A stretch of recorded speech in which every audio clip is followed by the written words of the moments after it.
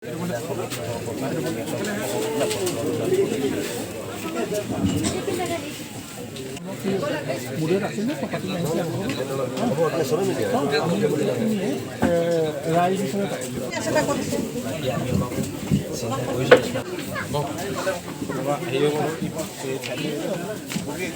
খতিয়াৰ মৃত্যুত বীৰ লাচিত সেনাৰ পৰিয়াল মৰ্মাহত।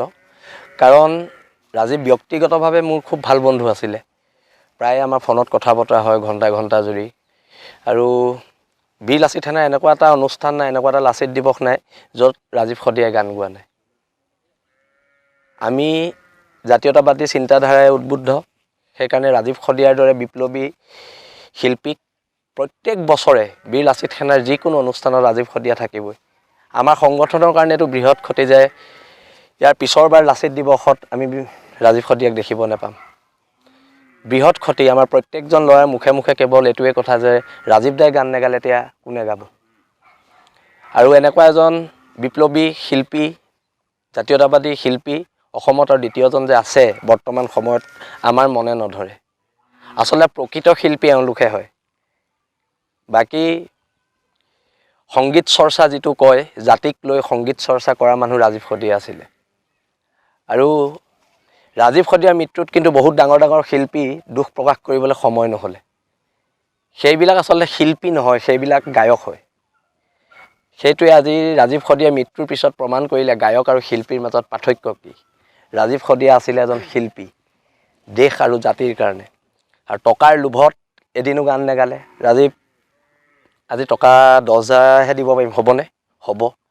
আজি যদি টকা 10,000 দিম বুলি বাকী গায়কসকলক কওঁ, তেওঁলোকে মঞ্চলৈ অহাটো বাদেই দিয়ক, তেওঁলোকে আমাৰ ফোনেই ৰিচিভ নকৰিব। কিন্তু ৰাজীৱ খতিয়াই 8,000 টকাটো বীৰ লাচিত সেনাৰ প্ৰগ্ৰেমত গান গাই আহিছে। আৰু তাৰ উপৰিও কমিটিক আকৌ 500 টকা এটা দি অহাৰ উদাহৰণ আছে।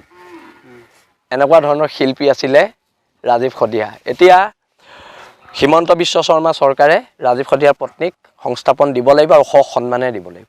সেইটো স্পষ্ট কথা। সেইটো বীৰ লাচিত সেনা মঞ্চৰ তৰফৰ পৰা দাবী। আৰু 24 ফেব্ৰুৱাৰীৰ দিনা যোৰহাটৰ মেলেং মেটেলিত আমাৰ য'ত মুখ্য কাৰ্যালয়ৰ বাবে আমাৰ মাটি আছে, তাত লাচিতৰ মূৰ্তি উন্মোচন কৰা হ'ব, যিহেতু 24 ফেব্ৰুৱাৰী খিলঞ্জীয়া দিৱস। আৰু তাত যিটো আমাৰ মঞ্চ হ'ব, সেই মঞ্চ ৰাজীৱ খতিয়াৰ নামেৰে নামাকৰণ কৰাৰ সিদ্ধান্ত আমাৰ কেন্দ্ৰীয় সমিতিয়ে লৈছে। আৰু অনাগত দিনত ৰাজীৱ খতিয়াৰ পৰিয়ালক লৈ আমাৰ কিছুমান পৰিকল্পনা আছে। এতিয়াই নকওঁ, এইবিলাক সকলো কথা মিডিয়াত কোৱা কথা নহয়। আমি যেতিয়া তেওঁ সকাম কাজ শেষ হ'ব, শেষ হোৱাৰ পিছতে আহি সেইখিনি কামৰ বিষয়ে পত্নী তথা পৰিয়ালবৰ্গৰ লগত আলোচনা কৰিম।